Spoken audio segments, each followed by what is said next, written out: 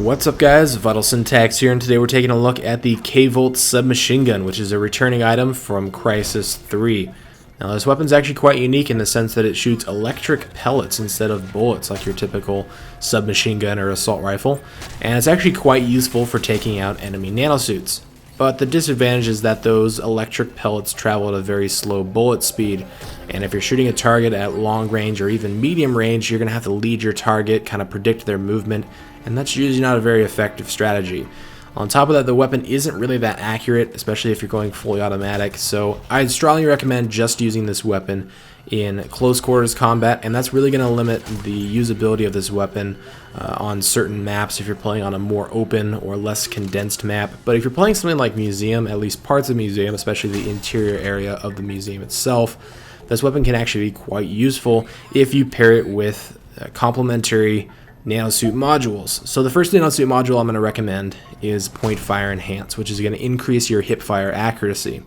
Now if you're in close range engagements, it's usually a better idea to hip fire than try and be accurate with aiming down your sights, because you're going to be moving back and forth very quickly, especially if the enemy's hip firing back at you and you're trying to aim down your sights. It'll be very difficult to track them if they're moving around quickly, and that's kind of the goal we're trying to achieve with this loadout. We're using Point Fire Enhance, we're using a submachine gun which already has a high amount of maneuverability, and we're using the maneuverability Nanosuit Module, which is going to increase your movement speed as an entire unit.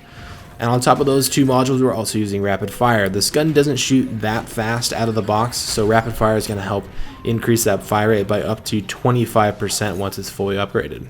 Now I'm also running the extended mag attachment, and basically no other attachment, but if you'd like, you could throw on a red dot or any other type of scope. I wouldn't really recommend the ACOG or any other higher magnification scope, just because, once again, just use this weapon at close range or you're not going to have too much luck with it. But the extended mag is going to bring the magazine size up to 75, which is actually quite a high number. You'll be able to take out at least 2 enemies without having to reload, maybe even 3 or 4. There isn't a huge selection of submachine guns in Crysis 3. Essentially, you're going to be limited to the K-Volt, the Feline, and the Typhoon, and I feel like they all meet different roles in the game.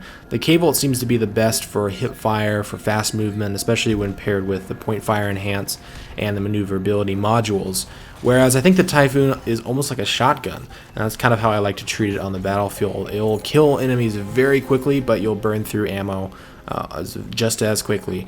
And then the Feline is more of the well-rounded one. You can almost treat it like an assault rifle. It can be used at medium or maybe even long-range engagements, although the damage drop-off is quite high. It is still a better rounded weapon than the K-Volt and the Typhoon, especially after the most recent patch where they tried to nerf the medium and long-range damage output of the Typhoon itself.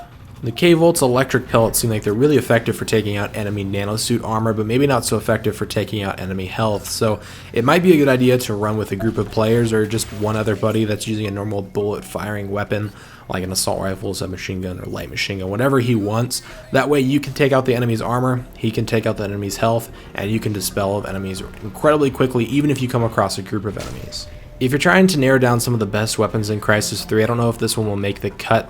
It is good up close, but other than that, it's not that useful, and there's actually a lot of other close range weapons that will outperform it in close range, some of the shotguns as well as the Typhoon. There's also a lot of other weapons that are better rounded, like the Feline, another submachine gun, any of the assault rifles, or the MK60 light machine gun.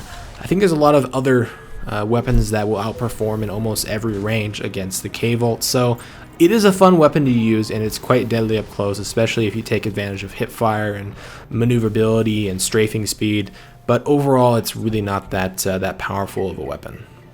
That about wraps up my review for the K-Volt submachine gun in Crysis 3. Let me know in the comments down below which weapon you'd like me to go over next. And if you enjoyed the video, feel free to give me a like or a favorite, or subscribe to be auto-notified when I upload the next video. Thanks for watching, and I'll see you guys later.